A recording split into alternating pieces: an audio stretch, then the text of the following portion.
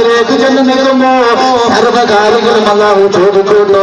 അതിൽ മർമ്മപ്രധാനം നമസ്കാരമാകുന്ന പോലെ, നമസ്കാരമാകുന്ന പോലെ നമസ്കരിക്കാൻ കഴിയോ? അല്ലാഹു നമുക്ക് തൗഫീഖ് തരട്ടെ മോനെ. ഇമാമും ജമാഅത്തുമായിട്ട് നമസ്കരിക്കാൻ നമുക്ക് അല്ലാഹു തൗഫീഖ് തന്നെ അനുഗ്രഹിക്കട്ടെ. അല്ലാഹുവിന്റെ ഹബീബ് തന്നെ പറയുന്നു, എന്റെ പ്രിയ സഹോദരങ്ങളെ, അല്ലാഹുവിന്റെ റസൂൽ പറയുന്നു, അവരുടെ ശിക്ഷ മാറ്റി തരണോ? അല്ലാഹുവിന് വേണ്ടി സുജൂദ് ചെയ്താൽ അല്ലാഹു ഖബറിന്റെ ശിക്ഷ മാറ്റി തരും മോനെ.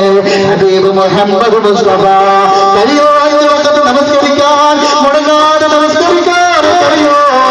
എന്റെ പ്രിയ സഹോദര സഹോദരിമാരെ, ഉമ്മ പെങ്ങന്മാരെ, കഴിഞ്ഞാൽ എന്റെ പൊന്നു ഉമ്മ രക്ഷപ്പെട്ടു, അവളുടെ ശിക്ഷയിൽ നിന്ന് രക്ഷപ്പെട്ടു, അവളിൽ നിന്ന് രക്ഷപ്പെട്ടു പൊന്നു മോനെ. അല്ലാഹു നമുക്ക് തൗഫീഖ് തന്നെ അനുഗ്രഹിക്കട്ടെ. മരണപ്പെടുകയാ. വെറും സഹാബിയല്ല എന്റെ പ്രിയ സഹോദര, വെറും സഹാബിയല്ല. അല്ലാഹുവിന്റെ ഹബീബിനോടൊപ്പം സർവമായ വഖത്തുകളും എല്ലാ വഖത്തുകളും അല്ലാഹുവിന്റെ റസൂലിനോടൊപ്പം നമസ്കരിച്ചിരുന്ന വ്യക്തിയാ. ആ സഹാബിയതാ മരണപ്പെട്ട് കിടക്കുകയാ. മരണപ്പെട്ട ഖബറിന്റെ ഭാഗത്തേക്ക് കൊണ്ടുവന്ന് അതാ പലകയിട്ട് മണ്ണിട്ട് മൂടി കഴിയുമ്പോ അല്ലാഹുവിന്റെ ഹബീബ് അവിടെ ഇരുന്നുകൊണ്ട് സുബ്ഹാനല്ലാഹ്,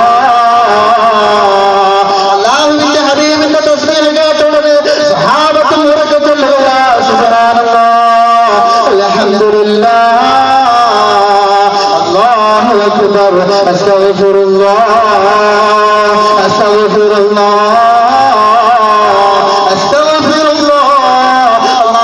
ഹബീബിന്റെ ഇസ്തിഗ്ഫാർ കേട്ട ഉടനെ സഹാബത്ത് ചോദിക്കുന്നു, യാ റസൂലല്ലാഹ്, സഅദ് ഇബ്നു മുആദിന്റെ ഖബറിന്റെ അടുക്കൽ ഇരുന്നു കൊണ്ട് ഇത്രത്തോളം ഇസ്തിഗ്ഫാർ ചൊല്ലേണ്ടുന്ന കാര്യമെന്താ ഹബീബ്? ഈ ഖബറിലേക്ക് സഅദ് ഇബ്നു മുആദിനെ വെക്കേണ്ടത് ആവശ്യമാ. ഖബറതാ ആ സഅദിനെ നിരുക്കിക്കളഞ്ഞു ഹബീബ് മുഹമ്മദ് മുസ്തഫ